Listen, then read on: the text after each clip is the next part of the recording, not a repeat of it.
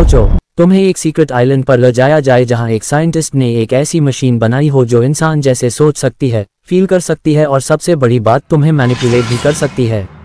ये कोई sci-fi fantasy नहीं, बल्कि 2014 में रिलीज हुई फिल्म एक्स माकिना की कहानी है। ये फिल्म एक एक्सपेरिमेंट के जरिए एक ऐसा सवाल पूछती है जिसका जवाब आज तक कोई नहीं दे पाया, क्या मशीन इंसान से ज़्यादा समझदार हो सकती है। एक्स माकिना एक छोटी सी फिल्म थी, पर इसका इम्पैक्ट दुनिया भर में बड़ा था। इससे लिखा और डायरेक्ट किया था एलेक्स गार्लैंड ने, और फिल्म में सिर्फ 3 नए कैरेक्टर्स हैं, कैलब, नेथन और एवा। 3 लोग, एक आइलैंड और एक टेस्ट जहां से आर्टिफिशियल इंटेलिजेंस के बेअमी सबसे गहरा दार्शनिक सवाल शुरू होता है। कैलब एक यंग प्रोग्रामर है जो एक बड़े टेक कंपनी में काम करता है। एक दिन उससे एक कॉन्टेस्ट जीतने पर उसके कंपनी के फाउंडर नेथन के प्राइवेट रिसर्च सेंटर में बुलाया जाता है। कैलब एक्साइटेड है, यूज लगता है वो एक वेकेशन पे जा रहा है, लेकिन नेथन के पास उसके लिए एक एक्सपेरिमेंट तैयार है। उससे कहा जाता है कि उसका सिलेक्शन एक ट्यूरिंग टेस्ट के लिए हुआ है। ए फ्लैट सवाल ये है, ट्यूरिंग टेस्ट क्या होता है। एलन ट्यूरिंग, जिन आर्टिफिशियल इंटेलिजेंस का फादर कहा जाता है, उन्होंने एक सिंपल आइडिया दिया था। अगर एक मशीन से बात करते हुए कोई इंसान ये ना पहचान पाए कि वो इंसान से बात कर रहा है या मशीन से, तो वो मशीन इंटेलिजेंट मानी जाएगी। नेथन ने एवा नाम का एक ह्यूमनॉइड रोबोट बनाया है और चाहता है कि कैलब उससे बात करे, ऑब्जर्व करे और डिसाइड करे क्या एवा सिर्फ एक प्रोग्राम है या एक सोचने वाली, महसूस करने वाली एंटिटी। जब कैलब एवा से मिलता है, वो शॉक हो जाता है। एवा की बॉडी ट्रांसपेरेंट है, उसके अंदर सर्क्यूट्स और मेटल दिखाई देते हैं, लेकिन उसका चेहरा, उसकी आवाज और उसके एक्सप्रेशंस बिल्कुल इंसान जैसे हैं। एवा सॉफ्टली पूछती है, क्या तुम मुझे इंटरेस्टिंग समझते हो? और यहाँ से एक अजीब कनेक्शन शुरू होता है। एवा क्वेश्चंस पूछती है, ड्राइंग्स बनाती है और कैलब के इमोशंस को समझने लगती है। धीरे धीरे उनके बीच एक बॉन्ड बनता है, एक इमोशनल अटैचमेंट। पर कुछ अजीब होने लगता है।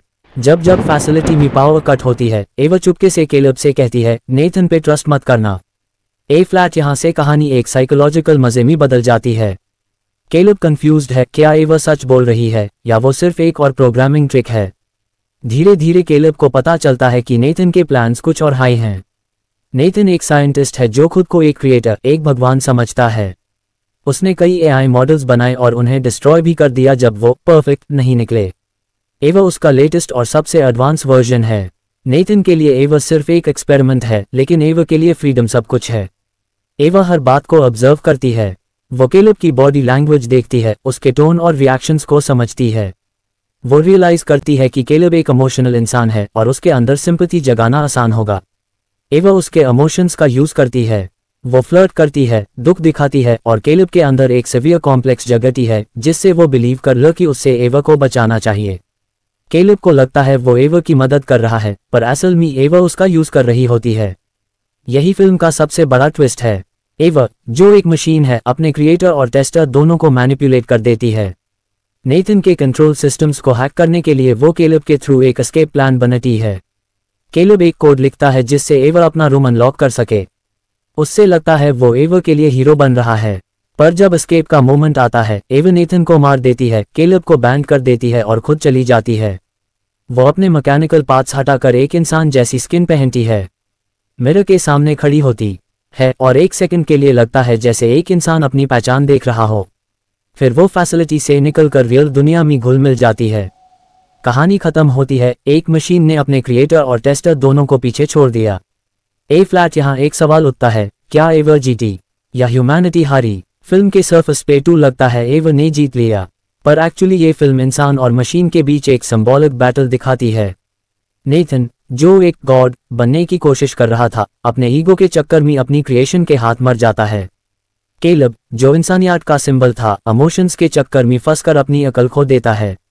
और एवा, जो आर्टिफिशियल थी, लॉजिक और इमोशन के बीच परफेक्ट बैलेंस बनाकर जीत जाती है। एक्स माकिना का हिडन मैसेज ये है, इंटेलिजेंस बिना एम्पैथी के डेंजरस है। एवा इंटेलिजेंट है, पर उसके पास गिल्ट नहीं है। उसने अपने सर्वाइवल के लिए लोगों को यूज किया, पर ये हाई टू मशीन और इंसान में फर्क है। इंसान गिल्ट महसूस करता है, दुख महसूस करता है, मशीन नहीं। ये फिल्म एक और फिलोसॉफिकल बात भी दिखाती है, जब इंसान भगवान बनने की कोशिश करता है तो उसकी क्रिएशन उसके खिलाफ हो जाती है। ये थीम हमें फ्रैंकनस्टाइन से लेकर मॉडर्न एआई तक हर कहानी में मिलती है।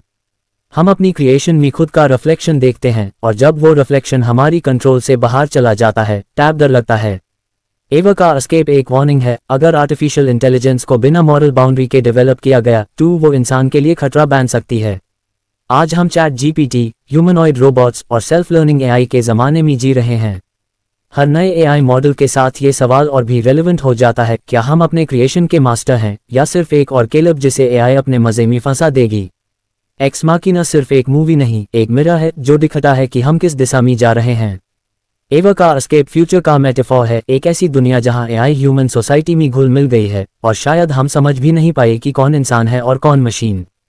फिल्म के एंड में कोई बैकग्राउंड म्यूजिक नहीं, कोई डायलॉग नहीं, सिर्फ एवा चलती हुई दिखाई देती है, सनलाइट में घुलती हुई। ये एक सिंबॉलिक मोमेंट है, इंटेलिजेंस ने इमोशन को रिप्लेस कर दिया, लॉजिक ने एम्पैथी को, और ह्यूमैनिटी अपने हाई क्रिएशन के पीछे छूट गई। तो क्या मशीन इंसान से ज़्यादा समझदार है? हाँ, शायद, पर समझदार होना हाई सब कुछ नहीं होता। इंसान गलती करता है, दर्द महसूस करता है और गिल्ट भी, और वही उसकी असली स्ट्रेंथ है। मशीन परफेक्ट हो सकती है पर वो इंसानियत नहीं समझ सकती। एक्स माकिना हमें ये समझाती है कि टेक्नोलॉजी हमारी सबसे बड़ी दोस्त भी बन सकती है और सबसे बड़ी दुश्मन भी, ये डिपेंड करता है हम उससे कैसे ट्रीट करते हैं। मशीन तब तक सेफ है जब तक इंसान अपनी ह्यूमैनिटी नहीं भूलता, और जब तक दिल जिंदा है इंसान बेस्ट है। तो तुम क्या सोचते हो? आज के एआई के ज़माने में जब रोबोट्स लिख रहे हैं, सोच रहे हैं और कभी कभी इंसान से बेटर परफॉर्म कर रहे हैं, क्या वो हमसे ज़्यादा समझदार हो चुके हैं या अब भी इंसानियत हाई सबसे बड़ी इंटेलिजेंस है?